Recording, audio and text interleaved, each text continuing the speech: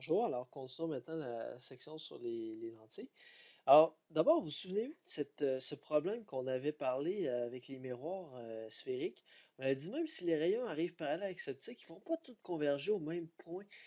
Donc, ils ne vont pas tous converger au foyer comme ils devraient le faire théoriquement. Puis on avait dit, ben, une façon de régler ça, c'est de considérer seulement les rayons par axion ou d'utiliser les miroirs paraboliques, par exemple. Eh bien, imaginez-vous donc qu'on a le même phénomène qui va se produire dans le cas des lentilles. Euh, donc, de- dans le cas des miroirs, on avait appelé ça l'aberration sphérique. Ben, en fait, ça s'appelle, c'est la même chose, on appelle encore ça l'aberration sphérique. Euh, donc, c'est encore dû au fait là, que la face des lentilles est de forme sphérique. Donc, les deux faces lentilles, souvent, c'est des portions de sphère. Encore une fois, parce que c'est les formes qui sont les plus faciles à usiner, les moins chères à faire. Mais la forme sphérique va malheureusement créer, encore une fois, l'aberration sphérique. Alors ici, on le voit bien, là, cette aberration-là. Vous voyez, tous les rayons devraient converger au même point, mais c'est pas tout à fait le cas à cause de cette aberration. Tandis que pour une lentille idéale, ben, effectivement, peu importe où les rayons arrivent, ils vont tous converger vers le foyer image, F'. Euh, donc, tous les rayons vont converger au foyer euh, image F'. Tandis que cette lentille ici souffre d'aberration sphérique. Alors, la solution à cette aberration, on utilise, premièrement, un peu comme les miroirs, on dit on peut utiliser des miroirs de forme parabolique ou hyperbolique. Ces formes-là permettent de s'affranchir de l'aberration sphérique. Pour les lentilles, on a un peu la même chose. On peut utiliser des lentilles qui sont plus chères, qui ne sont pas de forme sphérique. Leurs faces ne sont pas de forme sphérique. Donc, c'est ce qu'on appelle des lentilles asphériques. Cependant, ces lentilles sont beaucoup plus compliquées à fabriquer, à polir que des lentilles sphériques, donc beaucoup plus chères. Mais encore une fois, c'est pour un laboratoire universitaire où on fait des recherches très pointues, où on veut des résultats très précis. Ben oui, on va s'équiper avec des lentilles asphériques pour s'affranchir de ce défaut-là, et de façon à avoir des lentilles idéales. Euh, mais encore une fois, un peu comme on a fait avec les miroirs, on va travailler de toute façon dans l'approximation paraxiale, ce qui va nous permettre de négliger l'aberration sphérique. Donc, autrement dit, un peu comme avec les miroirs, on va considérer uniquement les rayons qui sont proches de l'axe optique. Donc, ces rayons-là qui sont, euh, à toute fin pratique, qui sont très faiblement affectés de toute façon par l'aberration sphérique. Concrètement, là, quel effet ça a? Mettons que vous avez des lentilles et que vous créez, mettons que vous prenez, vous prenez des photos. Alors, les lentilles d'un appareil photo, ce sont pas des lentilles asphériques. Ça serait trop cher, d'ailleurs, de construire ça pour un appareil photo, sauf peut-être certains appareils photo exceptionnels. Mais en général, c'est des lentilles sphériques, donc soumises à l'aberration sphérique. Vous voyez ici ce qui s'est produit. On a pris le même cliché avec les mêmes réglages, sauf l'ouverture. Alors, en fait, au départ, ici à gauche, on a une grande ouverture et on remarque que l'image est un peu floue. Alors, si vous regardez par exemple cette partie-là de l'image, ici, voyez-vous qu'elle est un peu floue, l'écriture est un peu floue. Euh, alors que ici, c'est plus net déjà, encore plus net. Et là, ici, c'est presque parfaitement net. Ici, à toute fin pratique, là, l'image, on voit qu'elle est significativement plus nette que là. Donc ici, on a beaucoup moins d'aberrations sphériques parce qu'on a diminué l'ouverture. Donc en diminuant l'ouverture de notre rétine, si vous voulez, du diaphragme de l'appareil photo, l'équivalent de la rétine sur notre œil, alors en diminuant la longueur d'ouverture, on diminue en fait l'aberration sphérique, ce qui permet d'obtenir des images plus nettes. D'ailleurs, on va expérimenter ça concrètement dans nos laboratoires. On va diminuer la longueur du diaphragme, on va voir quel effet ça a sur l'image. On va le voir concrètement. Mais je vais vous le montrer tout de suite pour voir. Donc concrètement, qu'est-ce que ça veut dire l'aberration sphérique? Ça veut dire que oui, vous allez avoir une image, même si vous avez de l'aberration sphérique, c'est juste qu'elle va être floue, tout simplement. Donc l'idée, c'est de la minimiser au plus possible pour que l'image soit la plus nette possible. Une deuxième aberration qu'on peut obtenir avec des lentilles, qu'on va obtenir avec des lentilles, c'est l'aberration chromatique. Chromatique, c'est par rapport aux couleurs. Donc, ça fait référence aux couleurs. C'est que, mettons que vous avez ici de la lumière blanche qui arrive sur votre lentille, ce qui va se produire, c'est qu'il va se produire un peu un effet prisme, en fait. Donc, toutes les couleurs vont subir des indices de réfraction différents. Donc, ils vont tous être réfractés à des angles légèrement différents. Et quand ils vont ressortir dans l'air, encore, ça va être encore plus accentué. OK? Comme dans un prisme, exactement comme dans un prisme. Donc, euh, le problème, c'est ça, c'est que toutes les couleurs ne vont pas converger au même endroit. Fait que là, le foyer, il est supposé être unique, mais il est où là-dedans? Est-ce que le foyer, c'est où? Est-ce que les rayons bleus convergent, ou les rayons verts, ou les rayons rouges convergent? Alors, c'est ça un peu le problème. Donc, théoriquement, il faudrait que toutes les couleurs convergent au même endroit pour que l'image soit la plus nette possible. En réalité, concrètement, ce ne sera pas le cas à cause de l'aberration chromatique. Et ça, il n'y a pas vraiment, peu importe la forme de lentille que vous allez prendre, ça va se produire. Ça, il n'y a pas d'autre, il y a pas, il y a aucune solution. Si vous avez une seule lentille, il va y avoir de l'aberration chromatique. Donc, c'est dû au fait que la lumière blanche est dispersée dans la lentille, comme la dispersion d'un prisme. Donc, les différentes couleurs ne sont pas focalisées au même point.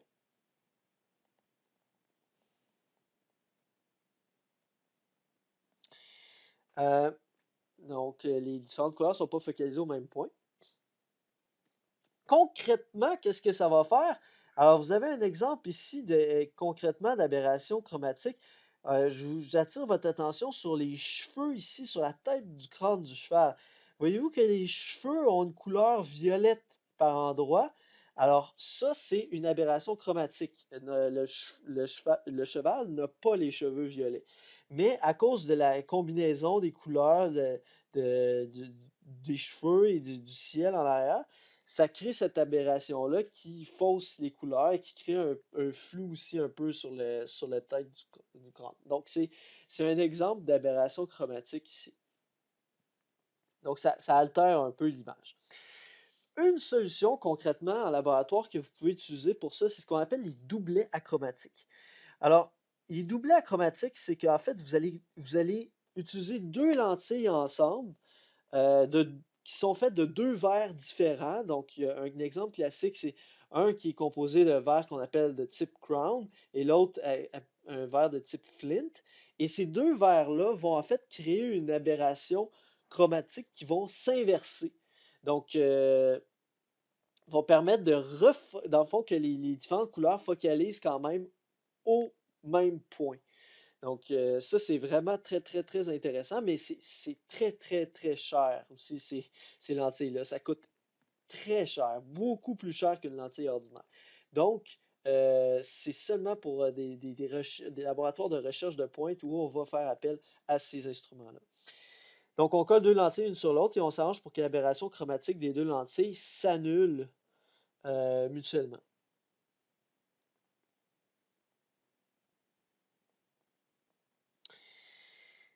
OK.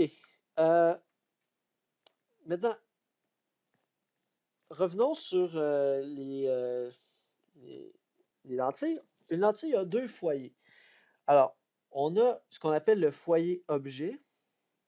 Oups, pardon.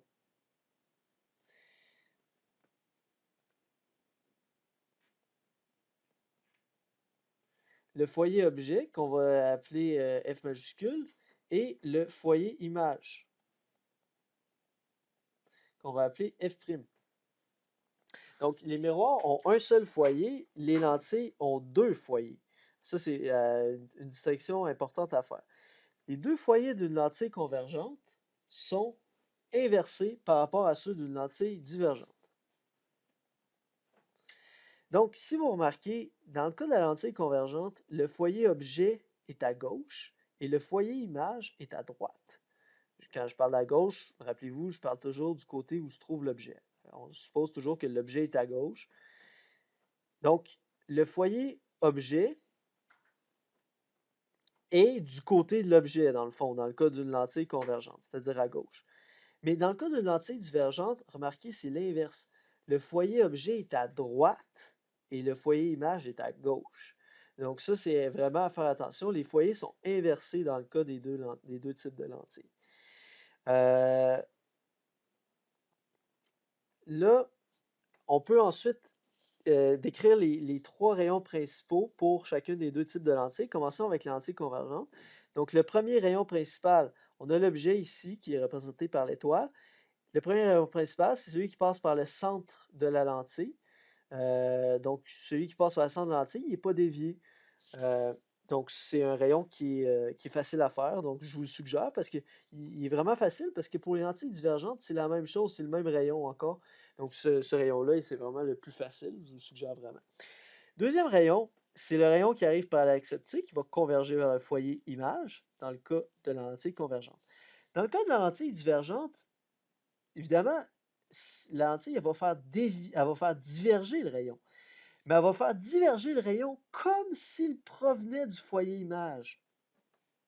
Donc, voyez-vous, comprenez-vous maintenant pourquoi les foyers F et F' sont inversés dans les deux types de lentilles? C'est parce que dans le cas de la lentille convergente, le rayon converge vers le foyer image. Tandis que dans le cas de la lentille divergente, le rayon diverge, mais comme s'il provenait du foyer image. Donc ici, ce foyer-là ici, est analogue à ce foyer-là. Donc, c'est pour ça que dans les deux cas, on parle du foyer image.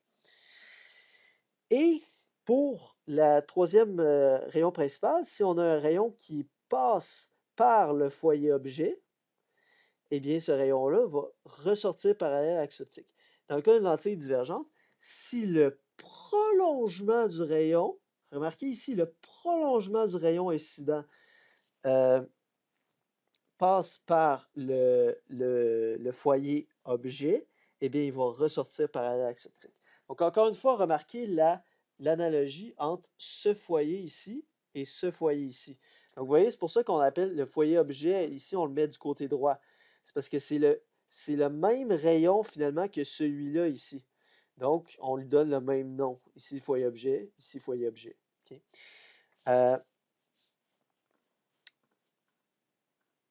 Donc, là, on va étudier 4 situations. Donc, les 3 premières, c'est pour la lentille convergente.